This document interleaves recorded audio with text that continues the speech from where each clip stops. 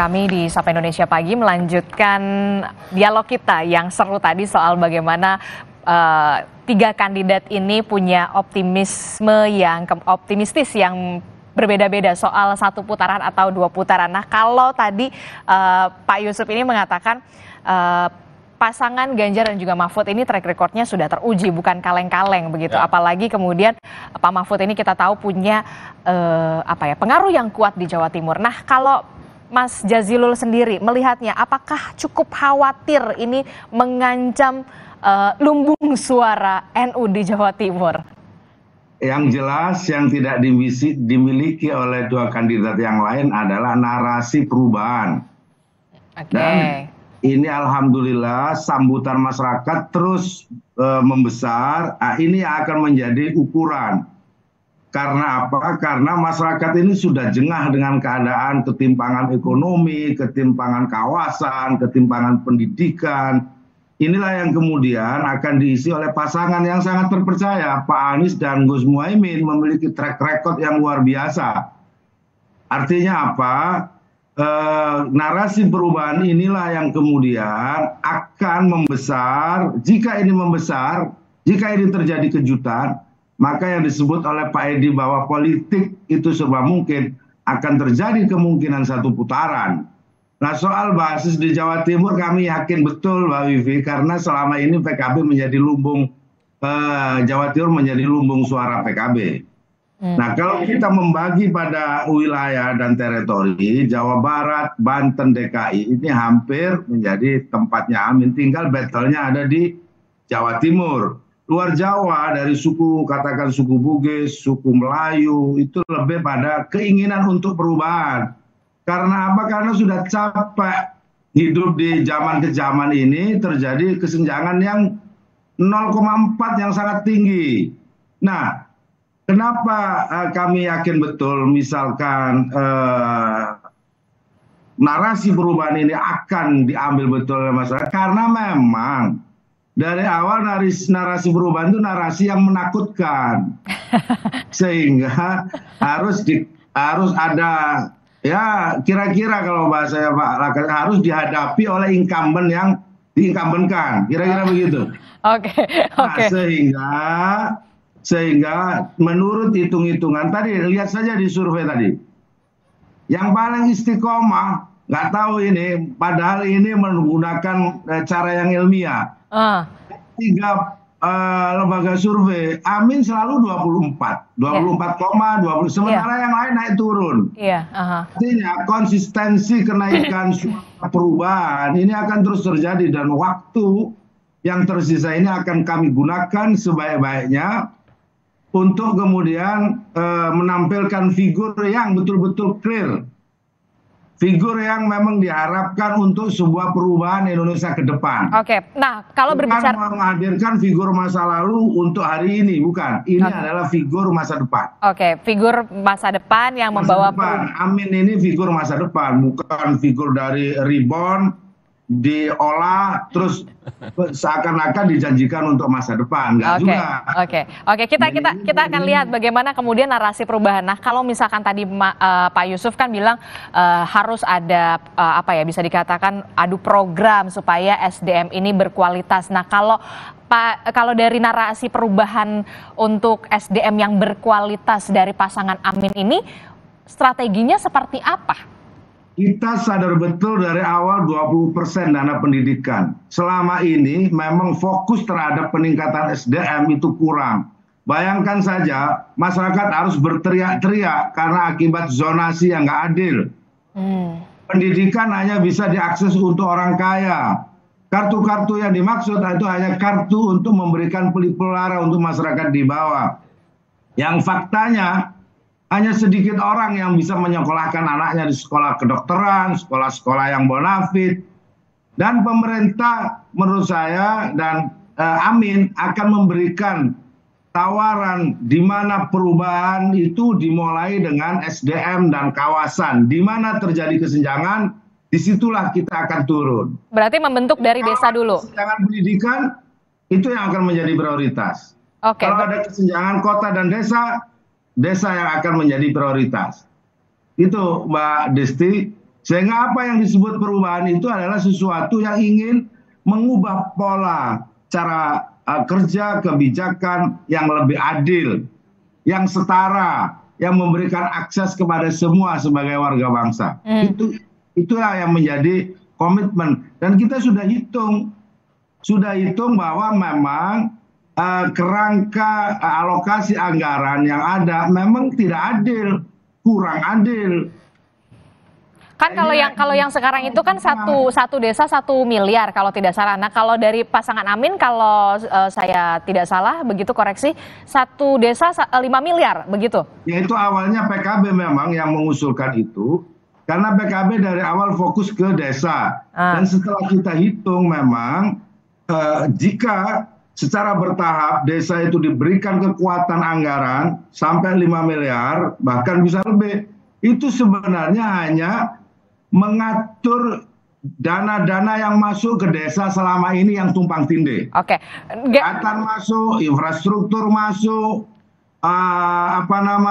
pemberdayaan masuk, tapi dibagi kecil-kecil. Nah, oleh sebab itu hari ini tidak semua kegiatan yang bertumpu di desa itu anggarannya dialokasikan jadi satu. Oke, nah ini kan kita juga yang jadi masalah adalah ketika di Indonesia ini ada 84.000 desa. Berarti satu desa 5 miliar, itu artinya banyak sekali, triliunan. Anggarannya cukup? Dari mana? Itu cukup, Mbak.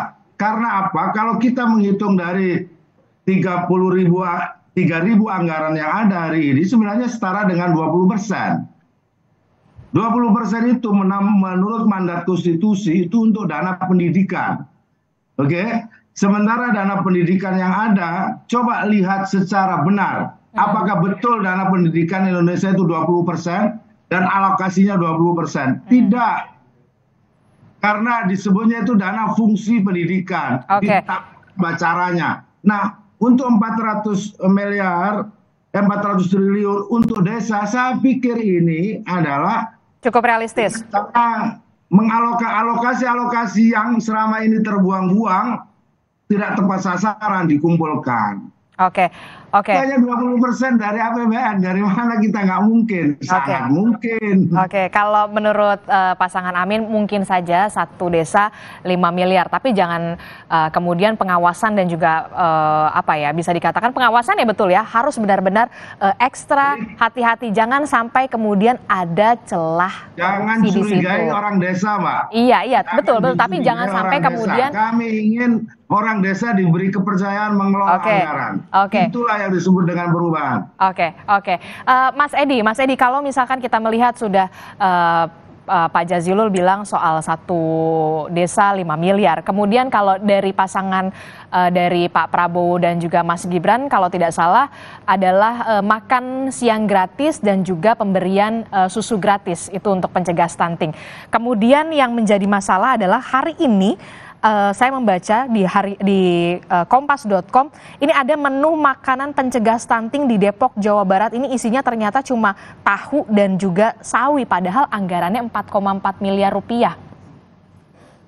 Ya, pertama kalau kita bicara mengenai peningkatan sumber daya manusia kita, ya hari ini kita bicara dua, pendidikan dan kesehatan. Saya sentuh pendidikan dulu. Pendidikan kita akan mulai dari akarnya. Akarnya apa? Perbaikan kesejahteraan guru. Itu yang kita tekankan dan anggaran ini sudah kita siapkan. Kedua dari aspek kesehatan, ya tadi sudah seperti disampaikan, salah satu program unggulannya adalah bagaimana kita kemudian memberikan makan siang gratis dan susu kepada seluruh anak balita yang ada di Indonesia. Kita sudah hitung juga total anggarannya kurang lebih 370-380 triliun rupiah. Uangnya dari mana? Tentu itu kan pertanyaannya. Ya betul. Kita sudah menyisir anggaran APBN kita dan kita lihat APBN kita saat ini tax ratio kita terendah di kawasan yang memang bisa kemudian kita genjot lebih lanjut. Caranya gimana? Ekstensifikasi, intensifikasi perpajakan. Itu harus dilakukan. Ekstensifikasi, kita mencari yang masih bersembunyi. Hari ini baru 30% masyarakat Indonesia yang selayaknya memegang NPWP, ternyata hanya 30% pegang NPWP. Intensifikasi ya kita mengungkap mereka-mereka yang masih belum jujur bayar pajak tapi tidak semuanya dilaporkan. Nah, ini salah satu caranya untuk bisa meningkatkan peningkatan ada penerima negara. Dan itu real melalui pembentukan badan penerima negara. Nanti Dirjen Pajak, Dirjen Bea Cukai itu kemudian kita kumpulkan. Kita maksimalkan tax ratio, kita maksimalkan penerimaan dari Bea Cukai, PNBP termasuk juga, dan dari hibah. Itu yang kita tingkatkan. Oke, berarti berarti ada optimalisasi penerimaan negara di situ untuk kemudian mengalokasikannya ke makan siang gratis dan juga pemberian.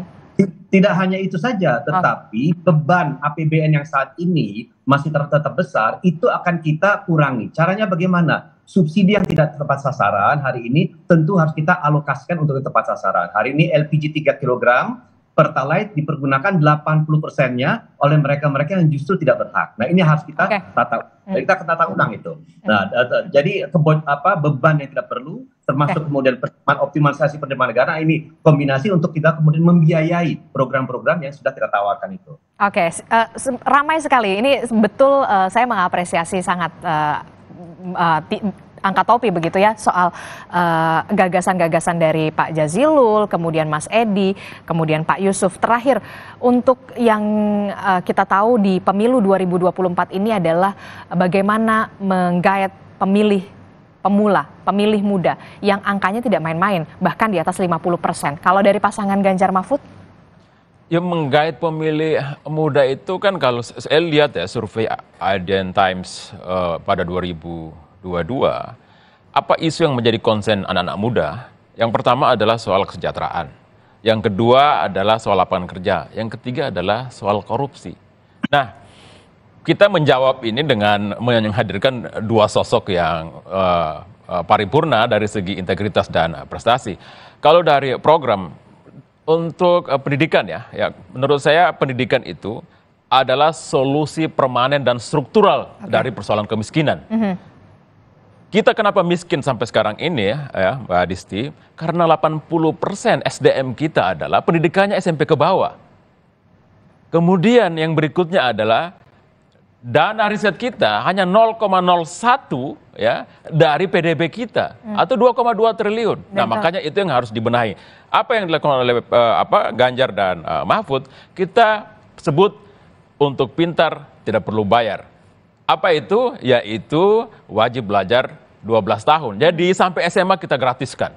Ya kan? Kemudian yang kedua untuk anak muda berusaha itu kita spesialkan mereka. Ya, agar kemudian memang mereka tidak perlu susah untuk mengakses bantuan pendanaan dari negara. Dipermudah bahkan dikhususkan untuk anak muda agar mereka menjadi entrepreneur sehingga rasio pengusaha kita menjadi besar. Kalau rasio pengusaha kita menjadi besar kan pembayar pajak besar. Kalau pembayar pajak besar artinya dana penerimaan negara juga besar dipakai untuk membangun kembali. Kemudian untuk memutus kemiskinan, Ganjar itu punya program di satu keluarga miskin harus ada di salah satu mereka menjadi sarjana sehingga dia akan menjadi pemutus kemiskinan di keluarga itu. Jadi yang kita maksudkan menjadi sarjana, kita ambil anak orang miskin satu keluarga itu, kita didik mereka dengan sampai kuliah sampai ditanggung gratis ongkosnya. Jadi itu Mbak Adisti. Kemudian untuk kesehatan kan masyarakat kita harus dijamin kesehatannya agar mereka produktif. Kita bangun ya di setiap desa itu satu puskesmas atau puskesmas pembantu dengan satu dokter ya agar rasio dokter kita meningkat. Kalau sekarang kan rasio kita 1.000 orang nggak cukup dihadapi oleh satu dokter. Nah, kita mau paling tidak sesuai dengan aturan WHO 1.000 orang itu ditangani oleh satu dokter. Jadi itu program unggulan kita. Oke. Nah, terakhir singkat saja, kalau dari pasangan Amin sendiri, dari pemilih pemula dari 50% lebih, optimis berapa persen yang kemudian digait oleh Amin? Singkat saja. Ya, kita optimis dari 58 sekian, tentu kita berharap 40% dari Gen Z itu minimal 40% dari Gen Z memilih Amin. Mas Edi Suparno? Ya tentu kita bertekad untuk mengambil sebanyak-banyaknya pangsa anak muda itu karena apa? Karena kita tahu apa yang dikehendaki oleh pemilih pemula mulai dari lapangan berapa persen? Ya kalau kita hitung ya dari 52% yang kita diperebutkan, 80% dari 52% itulah yang menjadi perebutan kita. Waduh, optimis sekali ya. Baik, terima kasih Bapak-Bapak, Pak Yusuf sudah hadir bersama kami dan juga melalui sambungan Zoom sudah ada Mas Edi Suparno dan juga ada Pak Jazilul Fawait. Terima kasih. Tentu saja kita menunggu ini masa kampanye dan juga debat supaya kemudian pemilih kita mendapatkan pemimpin yang benar-benar berkualitas dengan tarung ide dan juga gagasan program-program yang benar-benar realistis dan juga benar-benar baik. Terima kasih Bapak-Bapak telah bergabung bersama kami untuk waktunya. Terima kasih. Assalamualaikum. Assalamualaikum warahmatullahi wabarakatuh. Saudara, hari ini Garuda Muda akan menghadapi Maroko dalam Piala Dunia di bawah U17. Lalu bagaimana dengan peluang timnas lolos 16 besar? Kami hadirkan informasinya dalam Sapa Indonesia Pagi bersama rekan saya, Radi Saputro.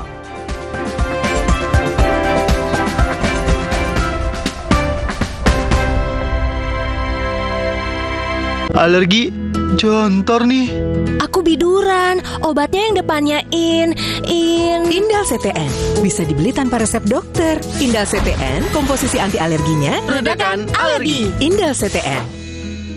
Luka, memar di kulit. sakit. Bagalino nyeri sendi, butuh dipijit. Sakit.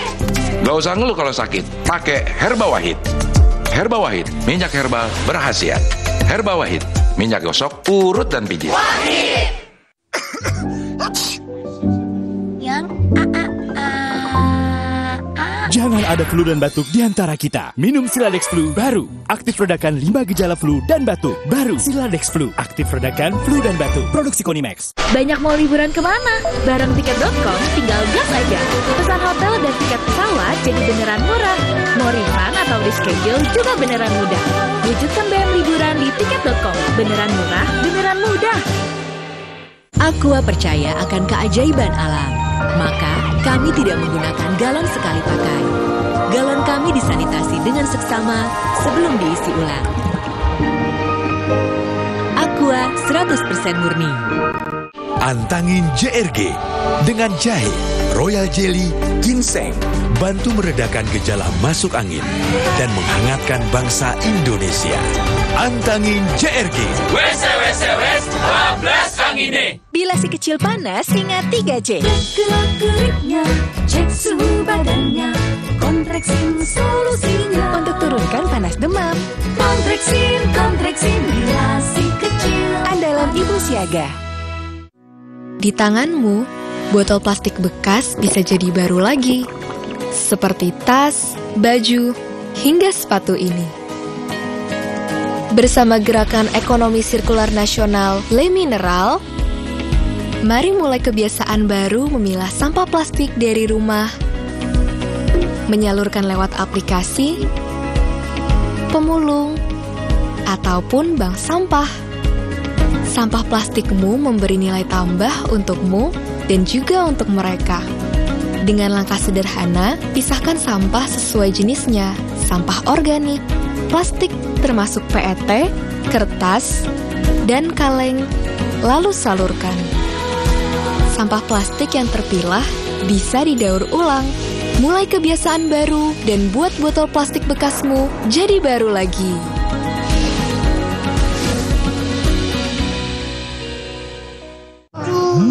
Sakit kepala? Minum Paramex. Maksud gue. Andalan nih. Paramex cepat kerjanya, gak pakai lama. Cepat redakan sakit kepala, aman sesuai dosis anjuran untuk redakan nyeri. Sakit kepala, Paramex obatnya. Produksi Konimax. Kalau sakit hati, aduh. Nyeri otot. Segera minum Paramex nyeri otot. Redakan nyeri otot, sendi, dan pegalinu. Nyeri otot, Paramex nyeri otot. Produksi Konimax. Banyak mau liburan kemana? Bareng tiket.com tinggal gas aja. Pesan hotel dan tiket pesawat jadi beneran murah. Mau refund atau reschedule juga beneran mudah. Wujudkan BM liburan di tiket.com. Beneran murah, beneran mudah.